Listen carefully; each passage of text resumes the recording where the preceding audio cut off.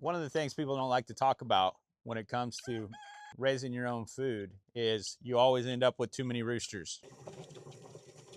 So today we got to take care of that process. We're going to set up, we're going to butcher the roosters. They're going to go to the freezer. We actually have some other roosters that we're going to be cooking as well.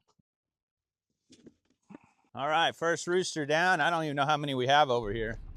We're using our super simple setup. It's very nice. It's convenient. We got a electric turkey fryer and the Yardbird chicken plucker. All right, we got the water temperature perfect. Give it a nice swirl. Make sure not to leave it too long on the breast, but you got to make sure to get it under those wings and those tail feathers.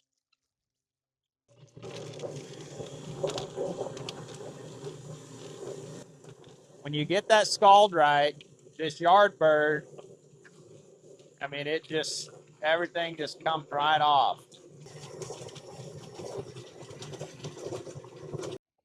And I'll be honest with you guys, I don't do this every single day, so I'm not like lightning fast at it.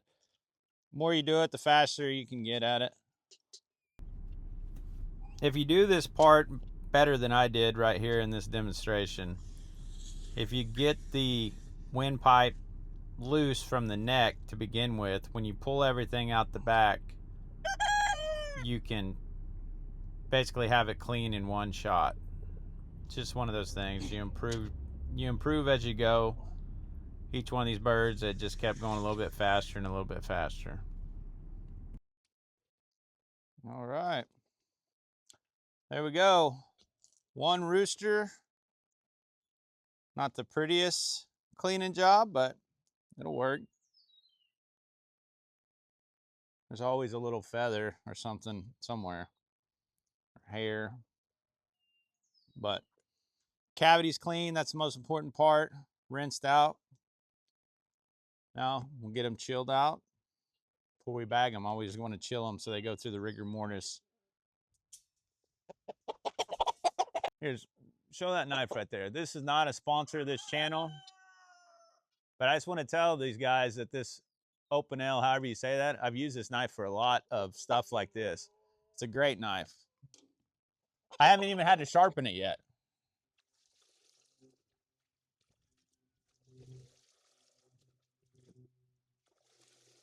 Here we go.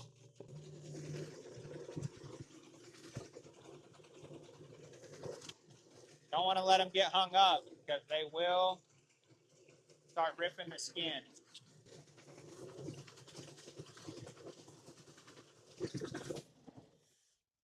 All right, check this out.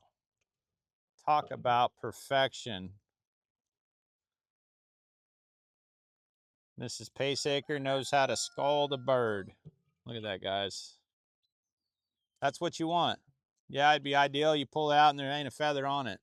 But the risk of doing that, when you do that, is that you may not have a feather on it, but you're also going to have the skin just tore up, and then it does not keep as well. That skin's an extra protective layer, protect them from freezer burn, and they'll keep a lot longer. That's perfect. Couldn't be happier with that. It's always important to get that gland off right there above the tail. Just take your time, make this part clean so you don't bust any of the digestive tract open. Watch the rooster cage in the background right there. I knew by the time I got to the end of the birds that I thought that I was short some birds. But I had no memory, so I knew they had just slipped out, and it's kind of funny to catch it here on the camera. I'd actually lost two. Oh, here goes the second one. Once you get that cut made, and if you get the trachea and the crop loose at the top, you can basically pull everything. And then the legs always just cut around the joint. So on anything like this, you always just find the joint. Whether you're butchering a cow, hog, we do all of our own meat here.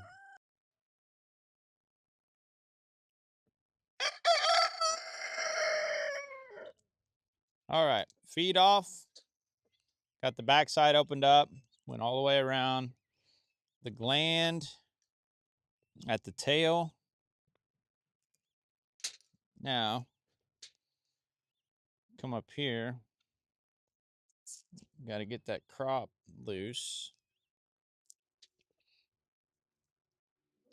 See, when you get that crop loose, then you can just pull the rest of it out and it comes right out of the neck. Got to make sure you get the boy parts. That's it. Cavity's clean. Little piece of lung in there. The lungs are always the last one to go. Cavity's clean. Give it a rinse. A few loose feathers. All right. Don't forget the swirl. It's all in the swirl.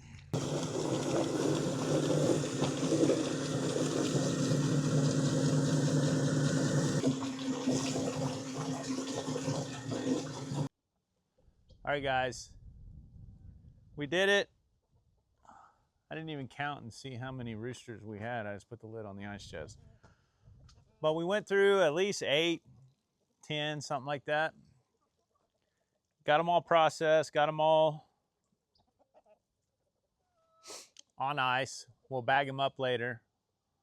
But once again, simple setup. Turkey fryer burner electric. Is it the greatest thing ever? No. But is it really nice for something like this? Yeah, it's windy. You'd fight propane right now. I know there's some really good burners, but just your run-of-the-mill turkey fryer burner or something that you'd use for a scald pot, today would be a tough day for that. You'd be trying to block the wind off of it and fight and keep in temperature. So just for easy use, the electric turkey fryer for the win. Again, this is the second time I've used it. I mean, for these small little deals like what I'm doing right now, I'm probably going to continue to use it. I have a big 30-gallon stock pot, stainless steel, very nice pot. Mrs. Pace Acre got me. But for these small deals like this, when we get to running a lot more birds, I'll probably do something different. With that being said, yard bird, absolutely phenomenal. Yard bird makes a great deal. It's one of those things too, guys. Like a couple of these roosters that I did, a few of them today, were my neighbors, my buddy over here. He don't have a chicken plucker. He don't need a chicken plucker. It's one of them things, you know, plug into your homesteading community and make some friends, you know, go to church, however you do it. And, you know, just get into some groups like this. And when we all work together like that, we'll have everything that we need. So that being said, yard bird did good.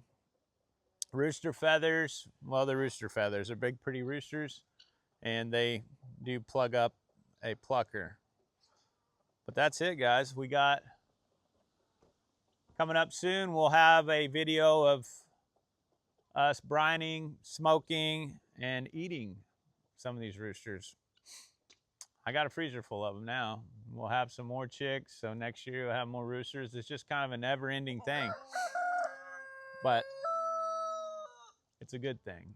It's part of being a self-sufficient homestead and just working to where the way we're supposed to be doing things, in my opinion.